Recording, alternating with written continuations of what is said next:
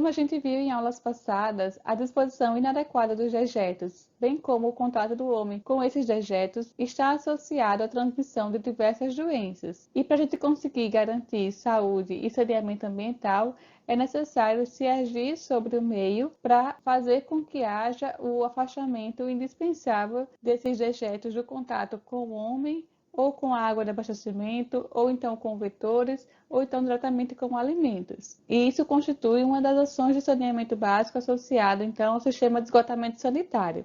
A gente ainda tem situações bastante precárias em relação a esse sistema de esgotamento sanitário, também que a gente já viu nas aulas passadas, aquelas estatísticas bem alarmantes, e essa é uma realidade bem próxima a nós, né? Algumas cidades aqui do interior do estado que não tem nenhum tipo de sistema de esgotamento sanitário, e quando tem algum tipo de sistema é mal operado, quase abandonado e continua trazendo risco de transmissão de doença para as pessoas.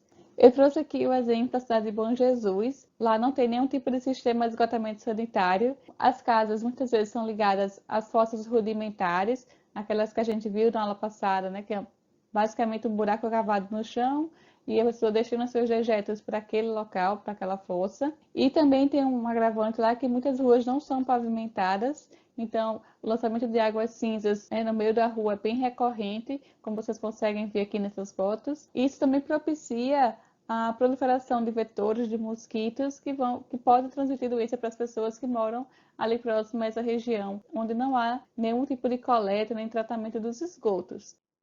Outro exemplo aqui que eu trouxe para vocês, essa tubulação que vocês conseguem visualizar, ela é quase toda enterrada aqui.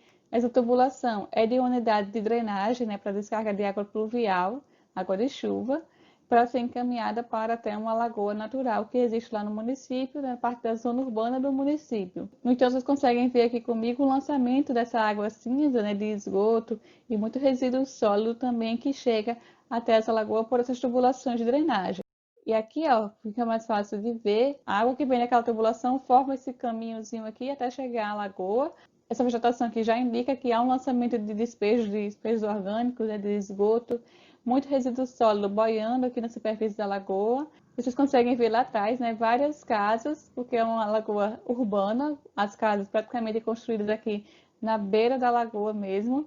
E lá tem muitos problemas recorrentes de reclamação de mosquito, né, de muriçocas, de casos de dengue também, em que a gente tem uma situação aqui preocupante, né, lançamento de esgoto na lagoa prejudica a água desse manancial natural, poderia ser utilizado para outro fim, para recreação, por exemplo. E traz problemas estéticos, né, também, problemas de saúde, em que há essa proliferação de vetores aqui próximo, devido a essa falta de sistema de esgotamento sanitário na cidade.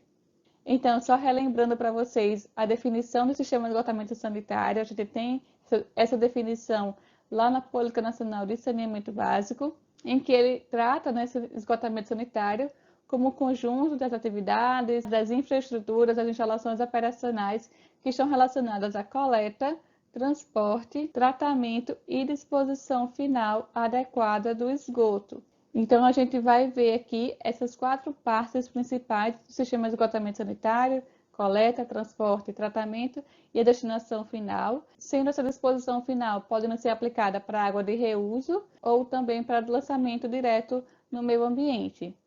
Bom, já falei aqui bastante para vocês sobre essa importância do sistema de esgotamento sanitário, não custa nada relembrar.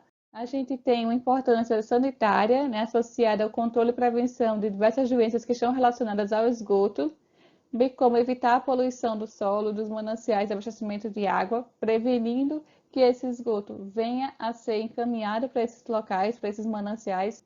Evitar também o contato de vetores com as fezes, associada àquela transmissão de diversas doenças dos vetores que pousam nas fezes para se alimentar, a exemplo das moscas, e depois pousa no seu alimento e transmite doença para você.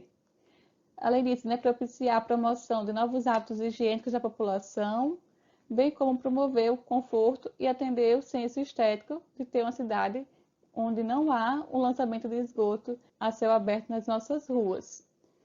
Além disso, também vai ter importância econômica, uma vez que quando a gente propicia esse sistema de esgotamento sanitário, né, propicia saúde para as pessoas, ele propicia também o aumento da vida média do homem, uma vez que ele não vai se infectar por doenças transmitidas pela falta do sistema de esgotamento sanitário.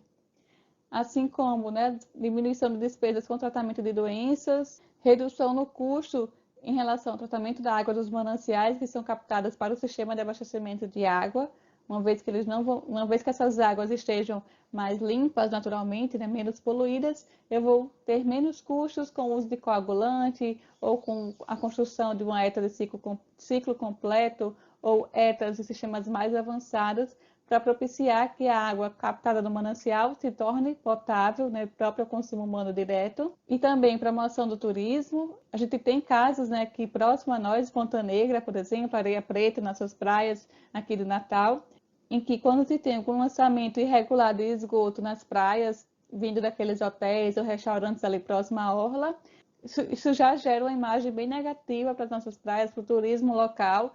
Isso afasta os turistas e isso também vai refletir nesse aspecto econômico da importância do sistema de esgotamento sanitário.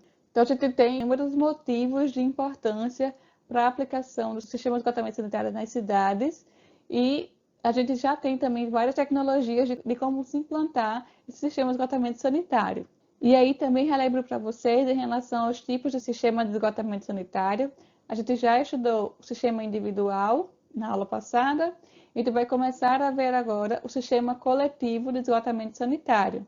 Esse sistema coletivo se divide entre sistema unitário e sistema separador, e o sistema separador entre o sistema convencional e o sistema condominial. Iniciando com o sistema de esgotamento unitário, sistema coletivo unitário, a gente tem que ele se chama unitário por somar as vazões das redes de esgotos com as águas pluviais. Então, na mesma tubulação, no mesmo sistema, vai se ter a integração dessas duas águas, tanto a água de chuva quanto a água de esgoto, água residuária. Foi uma solução aplicada em alguns países da Europa e quando veio aqui para o Brasil, começou a se perceber vários problemas em relação à utilização desse sistema de esgotamento unitário. Como aqui no Brasil a gente tem sistemas de chuvas irregulares, vai ter um período que chove mais e o resto do período do ano que não chove, ou chove muito pouco. Então a gente tem diferentes vazões em períodos de anos diferentes. Se a gente for integrar essas vazões de chuva com a vazão de esgoto.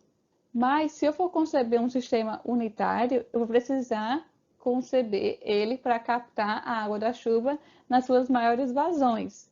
E aí, em períodos, por exemplo, em que não está chovendo ou que normalmente não chove, são períodos mais secos, aquele sistema superdimensionado, né, dimensionado para receber uma vazão mais excessiva de chuva, ele vai ficar obsoleto, vai ficar, né, com pouca vazão passando por aquela tubulação, que seria a vazão apenas dos esgotos e não das águas de chuvas como foi projetado para ser no caso do sistema unitário.